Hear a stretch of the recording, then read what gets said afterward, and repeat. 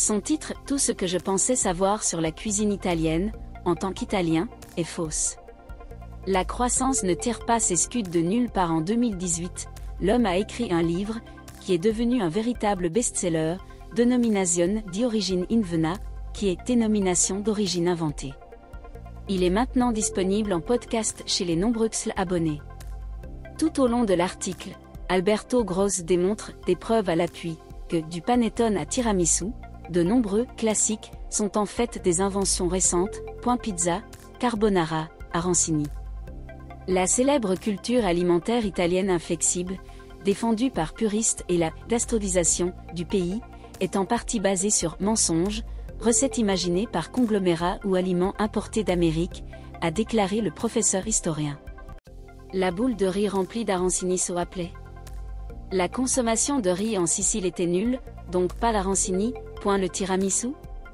Aucun livre de recettes n'a mentionné le tiramisu avant 1980, point la carbonara et sa recette sacro-sacro joues de porc et poivre.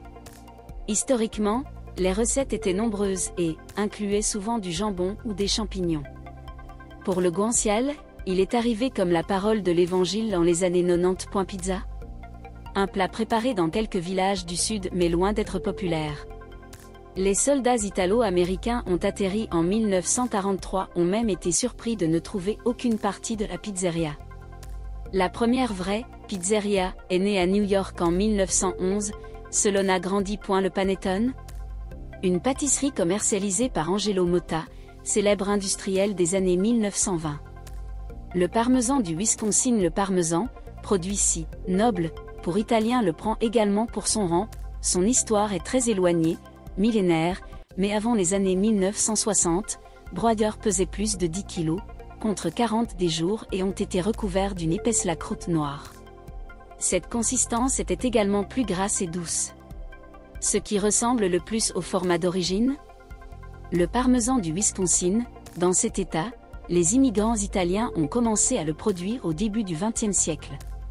Une recette parfaite de la première fois, qui a été inspirée par les fabricants italiens. Application pour l'UNESCO. Le tollé public et politique que cette enquête a causé en Italie est phénoménal. D'autant plus que le gouvernement très conservateur Giorgia Meloni vient de s'appliquer à l'UNESCO pour la reconnaissance officielle sa tradition culinaire. Nous ne touchons pas à cet héritage. Depuis lors, Grandi a persisté répondre à la question d'un journaliste sur des pizzas. Il a été lunette, une pizza à Naples. Il était 0, il s'est amélioré aux États-Unis. L'histoire n'est pas le marketing.